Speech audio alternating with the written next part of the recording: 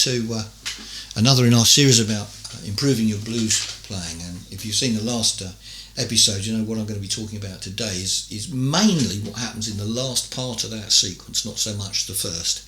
Now, we've talked about going from A to D7, back to A, and staying there for a while. D7, D sharp diminished or E flat diminished. Now I'm going to bring in another change here. So this is in place of our second bar of A. So 1, 2, 3, 4, 1, 2, 3, 4, 1, 2, 3, 4.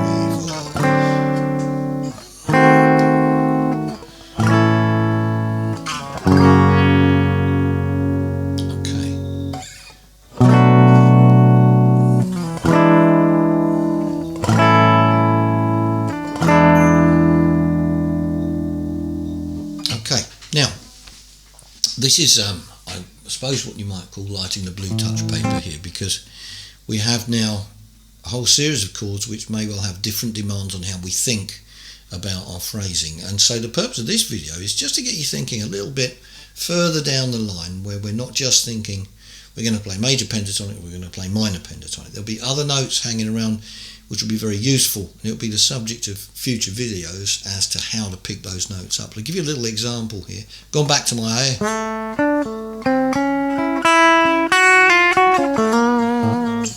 Now it's fairly obvious that those notes are nothing to do with A minor pentatonic and everything to do with our F sharp.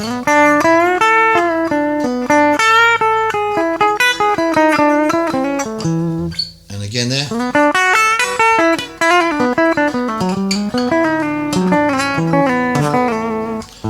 There we go. Okay, now a lot of people think of this as a more, how could I put it, like a more, it's not really jazzy per se, but it's heading that way, isn't it?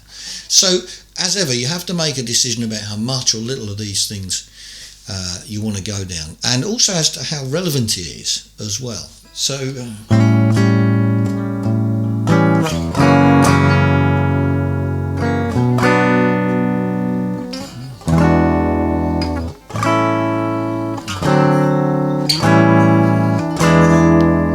so we can start introducing changes.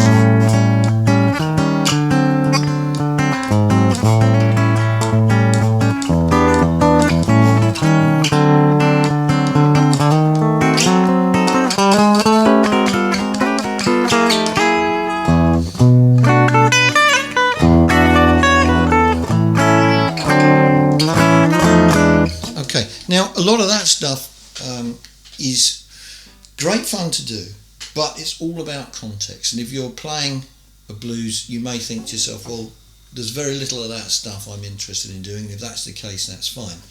But equally, it's possible a little further down the road you may find some of that stuff very interesting. So it's nice to know it's out there. I certainly discovered a lot of stuff about playing a long time before I really incorporated it in what I did. Thing like okay, so that's a line Joe Pass plays on his Virtuoso album. I thought, wow, that's fantastic, you know. But there was no way that was just going to come straight into my playing. But I benefited hugely from looking at that, and you know, things like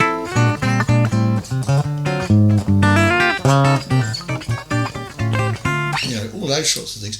Not necessarily because I was going to go out and play them, but just because it gave me an insight into that thinking and that phrasing and how those lines would be possibly relevant to me as I went along and I played different sorts of music. So that's one last point to make about this. Now, we've had a few episodes here on playing blues, and in a way this has been a sort of a firefighting exercise, and in a way it's been a broadening exercise to get you thinking about playing changes. If you think about all the solos that really catch your ear, they've all got changes in them.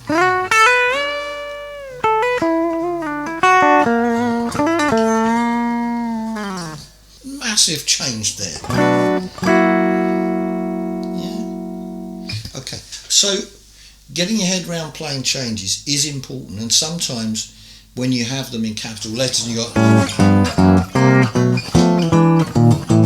and they're sort of like, God, there's all this stuff going on. It is actually helpful to look at that and go, oh, okay, so you can hear where that's leading. You may only use one tiny little bit of that, but if it enriches your playing, that's great.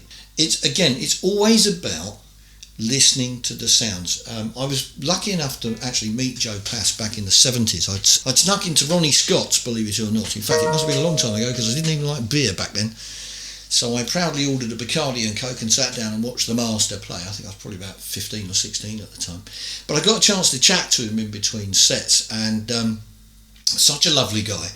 And I was talking to him about a few things, and he basically what he said was really that, you know, although you hear a lot of these very complicated sounding chord names and weird names for scales and stuff, but he said the real thing to do is just concentrate on the sound. If it, you know, it's got to sound good to you. If it doesn't sound good to you, it isn't any good. So that's why sometimes when you're playing some of these sounds and you hear something, you think, oh, that sounds horrible. It's like somebody, you know, dragging their fingernails down a pane of glass and making that dreadful scratching noise. Then fine, you're not. It's not time for you to do that. But it doesn't mean those things won't be relevant as you go along, because your musical palette it progresses as you go along. And there's another guy I met. I mean, a fantastic player, and he's only he's only a youngster. He's 31, 32 now, I suppose, which, you know, by my standards is a youngster really. He's a chap called Joey Landris, and I was lucky enough to see him play down in Guildford, and lovely guy. I had a good chat with him, and the thing I said to him was, what really impressed me was he had this massive palette of sounds that he plays for someone his age.